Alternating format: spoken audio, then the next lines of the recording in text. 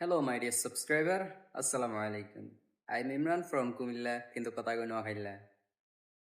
আসলে এখন 2026 FIFA world cup চলতেছে। সবাই আর্জেন্টিনা, ব্রাজিল, জার্মান বিভিন্ন দেশকে সাপোর্ট করতেছে। আলহামদুলিল্লাহ ভালো সাপোর্ট করে। কিন্তু ভাই একটা জিনিস খেয়াল করছেন? ইহুদিদের অনেক কোটি কোটি টাকা লাভ হচ্ছে। কিন্তু মুসলমানের কোনো লাভ হচ্ছে না। সব দেশ থেকে খেলা দেখার জন্য যে দেশগুলোতে খেলা চলতেছে বা খেলা হচ্ছে ওই দেশে যাইতেছে, হোটেলে থাকতেছে, আজেবাজে জিনিস খাইতেছে, বেগানা মহিলা বা ইহুদি যে খারাপ মহিলাগুলো আছে তাদের সাথে সময় কাটাইতেছে, রাত কাটাইতেছে। এগুলা ভাই জেনা, ব্যভিচার, এই হারামগুলা একমাত্র খেলাকে কেন্দ্র করে হচ্ছে। এই খেলার উছিলায় বিভিন্ন জায়গায় অনৈতিক কাজ হচ্ছে। এই খেলার কারণে যদি ইসরায়েলের যুদ্ধ থামতো বা কোনো দেশের কোনো একটা লাভ হইতো, যেমন সাপোজ আমাদের দেশের কথাই ভাবেন, যদি খেলার কারণে আপনার তেলের দামটা কমতো বা কোনো একটা জিনিস প্রোডাক্ট যদি ইনপুট হতো বা ওই দেশগুলোর সাথে সম্পর্ক বৃদ্ধি হইতো, তাও একটা কথা ছিল। কিন্তু যারা এই খেলাটা বাইর করছে তাদের কারণে মানে তারাই লাভবান হচ্ছে, কোটি কোটি টাকার মালিক হচ্ছে। বাংলাদেশ দিয়ে একটা দেশ আছে, তারা এটা বেশিরভাগ মানুষ ওই দেশের মানুষও জানে না।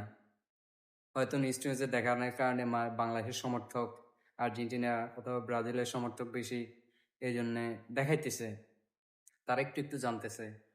আসলে তারা জানেও না বাংলাদেশ নামক কোনো এক দেশ আছে। এই যে আমরা নেইমার, মেসি, রোনালদো তাদেরকে সাপোর্ট করি বা তাদের নিয়ে অনেক বড় বড় পোস্টার টাঙাই, টাকা খরচ করি, তারা কি এগুলো দেখে? দেখে না। বা আমাদের কোনো কি 2 টাকা লাভ হয়? হয় না। অথচ আমাদের আর্থিকভাবে ক্ষতি হয়। ভাই ছোট মুখে বড় কথা, যদি আপনি যে টাকাগুলো খরচ করেন, এই টাকাগুলো যদি কোনো দরিদ্র অসহায় মানুষকে দেন, অনেক লাভবান হবেন। হয়তো এই দুনিয়ায় লাভটা দেখবেন না, পরকালে ঠিকই দেখবেন। হয়তো আপনি বলতে পারবেন, হ্যাঁ আমি দিই তো, অনেক দান করি, এটা হয়তো আমার নিজের আনন্দের জন্য।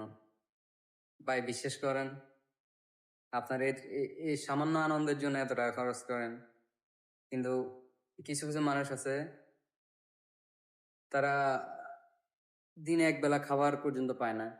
তাদেরকে সাহায্য করেন যতটুক সামর্থ্য, এই টাকার পিছে খরচ না করে তাদেরকে সাহায্য করেন, তারা এক মুঠো খেতে পারবে।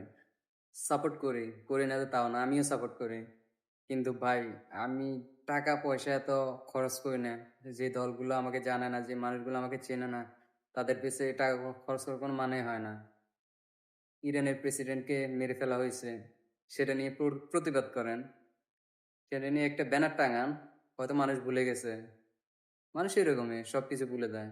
যেমন হাদিবাইকে মেরে ফেলা হয়েছে, এখনো কোনো বিচার পায়নি।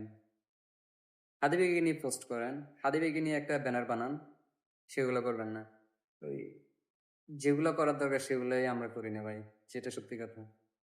আর যদি হাদিবাইকে নিয়ে একটা কথা বলেন, তাহলে আরো 2টা মানুষ মনে রাখতে পারবে। যেমন আমি বলতেছি, আপনি শুনতেছেন, এরকম আরো 2জন মানুষ শুনবে। আপনি আর্জেন্টিনা ব্রাজিলের কথা না বলে আপনি হাদিবের কথা বলেন।